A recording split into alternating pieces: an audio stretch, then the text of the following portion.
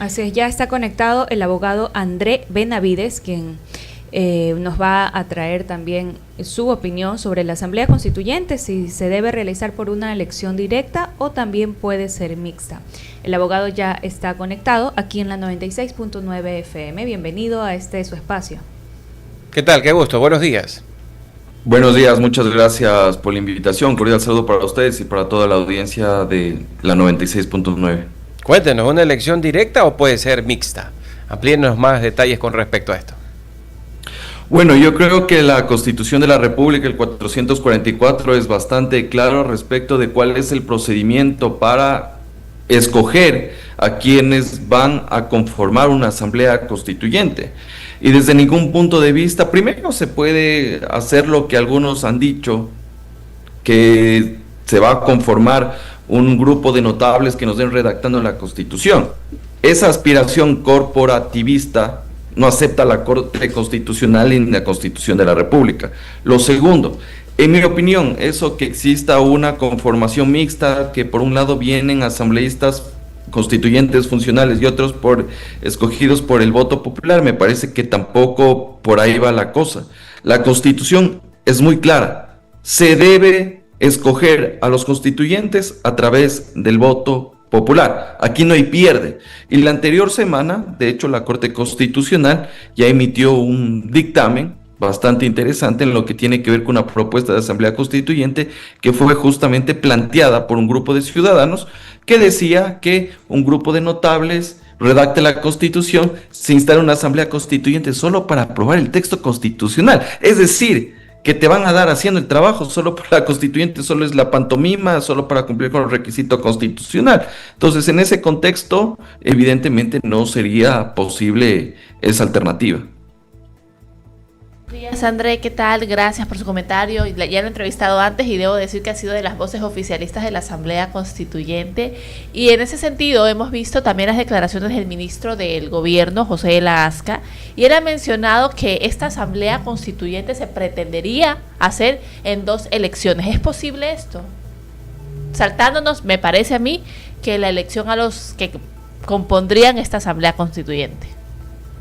Imposible. Jurídicamente no es viable. Decir aquello solo podría ocasionar una vía de hecho, y la otra, lo que podría ocasionar es una arbitrariedad. Así que decir que nos vamos a saltar uno de los pasos y solo vamos a hacer la convocatoria y el referéndum ratificatorio, parece que no se ha comprendido los dictámenes de la Corte Constitucional y no se entiende el verdadero alcance del artículo 444 de la Constitución. Desde mi punto de vista, con el dictamen que salió la semana pasada de la Corte Constitucional, cualquier sueño trasnochado de hacer una constituyente con notables o no cumplir el procedimiento ya quedó totalmente excluido dentro de las posibilidades que se barajaban.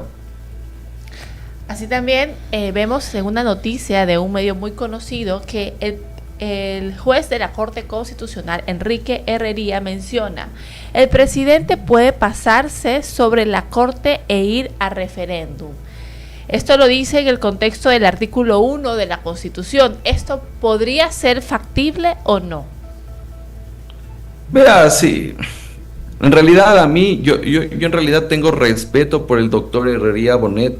Me parece que algunas sentencias son interesantes cuando era juez de la Corte Constitucional, pero parece que una cosa es con guitarra y otra con violín. Cuando estaba en la Corte Constitucional, el respeto máximo al texto constitucional, sale de la Corte Constitucional y prácticamente uno lo desconoce, porque esas salidas jurídicas no son propias de alguien que estaba ejerciendo la máxima magistratura constitucional de nuestro país. Y creo que todo lo que estaba mencionando no es posible. Si fuera por invocar, porque queremos invocar el artículo 1 de la Constitución, bueno, mañana también convoquemos un referéndum para hacer un protectorado de Francia como quería en su momento García Moreno. Entonces las cosas no son así, las cosas son respetando el orden constituido. Y esa salida, lastimosamente, que está proponiendo, ni siquiera es inconstitucional, más que inconstitucional. Eso ya es una expresión clara de desconocimiento de lo que dice la Constitución. Abogado Benavides, solamente para que nuestra audiencia también lo tenga en claro, usted hablaba justamente de un proceso constituido que es el que debería ser como primera instancia y quizás no como lo abordaba el señor Herrería, ¿no? ¿Cuál sería entonces ese proceso que se debe seguir de una manera de protocolo, por llamarlo de alguna manera, y bueno, pues dar paso en este caso a una asamblea constituyente en caso de? A ver, yo soy uno de los partidarios de que se debe convocar una asamblea constituyente, más allá de que tengo colegas que dicen que no, que más bien esto debería ser a través de reforma parcial, por el costo político, por el riesgo político, por el costo económico que puede llevar a cabo un proceso constituyente. Pero en la forma como lo están planteando el gobierno y los pseudos voceros del gobierno, yo también ya me estoy decantando para hacer una reforma parcial a la Constitución y ya una constituyente, porque hay que respetar el trámite que está previsto en el texto constitucional. Ahora, respondiendo a su pregunta, si quisiéramos ir a una asamblea constituyente, ¿cuál es el procedimiento? Usted tiene que primero convocar a una consulta popular, donde usted le pregunte al pueblo en las urnas, ¿quiere o no quiere que se redacte un nuevo texto constitucional? Perfecto. Pero a esa pregunta de consulta popular usted tiene que añadirle un estatuto en donde está prácticamente la letra colorada de la constituyente. ¿Por qué digo eso? Porque en el estatuto va a estar la forma de conformación de esa constituyente, los requisitos para ser asambleísta constituyente, de dónde va a provenir, de los partidos políticos, de los gremios, de las universidades, etcétera, etcétera, y evidentemente la forma de cómo va a funcionar esa asamblea constituyente. Y ese es justamente uno de los aspectos que siempre se han caído en la Corte Constitucional respecto de las propuestas que se han hecho principalmente por los ciudadanos. Supongamos que el presidente hace bien los deberes, apegado a la Constitución, presenta su proyecto de consulta popular con su estatuto en la Corte Constitucional y tiene dictamen favorable. El pueblo va en las urnas y digamos que el pueblo mayoritariamente le dice que sí, perfecto. Después, ¿qué debería ocurrir? Tenemos una segunda elección en la cual se van a escoger a los asambleístas constituyentes. No sabemos si van a ser nacionales, provinciales, distritales, regionales, no sabemos, pero esa sería una segunda elección. Y ellos van a tener que redactar el texto constitucional, ¿ya? Una vez que ya esté redactado el texto constitucional, usted va a un referéndum ratificatorio, donde a la final del día usted como ciudadano tiene que decidir si está de acuerdo o no con el texto que ha sido aprobado por los constituyentes. Entonces, ese es el camino regular. Ese es el camino que se debe seguir respetando la Constitución y no todas estas ideas, que solo son ideas, porque ni siquiera propuestas, porque no están apegadas al derecho, que evidentemente se debería respetar si es que uno quisiera ir por una asamblea constituyente. Ahora, que hay algunos colegas que dicen más bien por la reforma parcial, por el costo político, el costo económico, sí, puede ser interesante una reforma parcial a la Constitución, pero eso todo solo te resuelve los problemas orgánicos, institucionales que tiene la Constitución.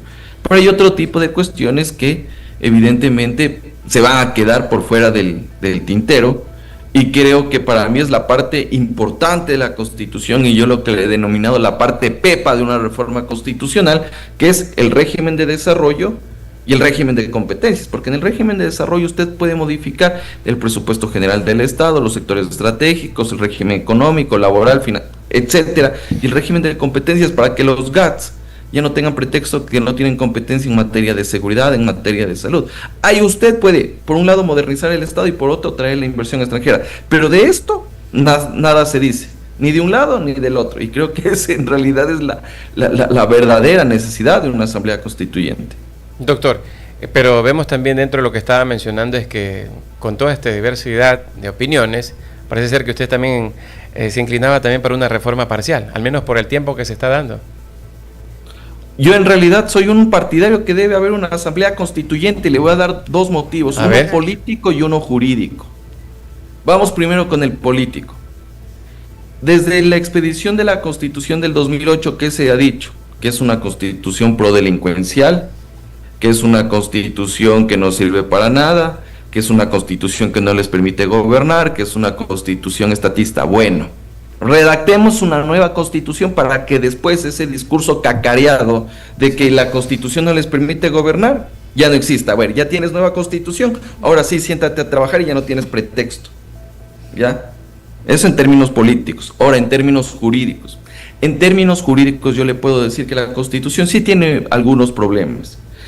Las constituciones tienen tres partes. Una parte dogmática, donde están los derechos y garantías. Una parte orgánica, donde está la institucionalidad, la distribución del poder, la división de poderes, etcétera. Y una parte programática, que justamente es el régimen de desarrollo. Es la visión político-económica que usted tiene de un país. En lo que tiene que ver con la parte dogmática, yo no tengo ningún inconveniente. Para mí está bien, más que digan que son los derechos delincuenciales, etcétera, etcétera. Que hay que afinar algunos conceptos, de acuerdo, como toda constitución.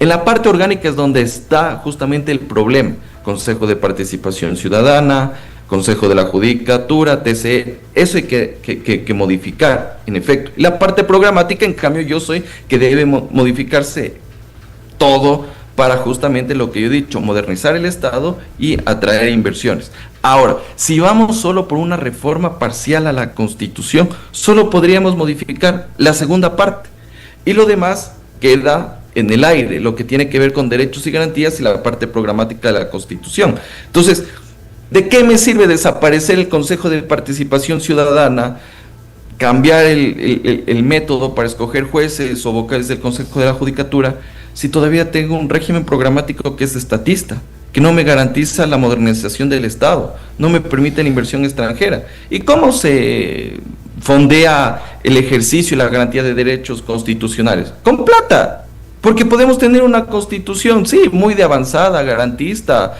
que reconoce un catálogo amplio de derechos, pero si no tienes el billete, ¿cómo puedes garantizar como Estado el ejercicio de esos derechos? Es imposible.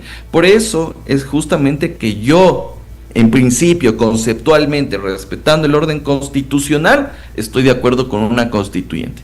Pero si van a hacer como la forma que quieren hacer, bueno, ahí sí yo no voy a estar de acuerdo con esos despropósitos, que evidentemente sería como prácticamente desconocer lo que existe de seguridad jurídica y querer hacer lo que según la voluntad política de turno quiere.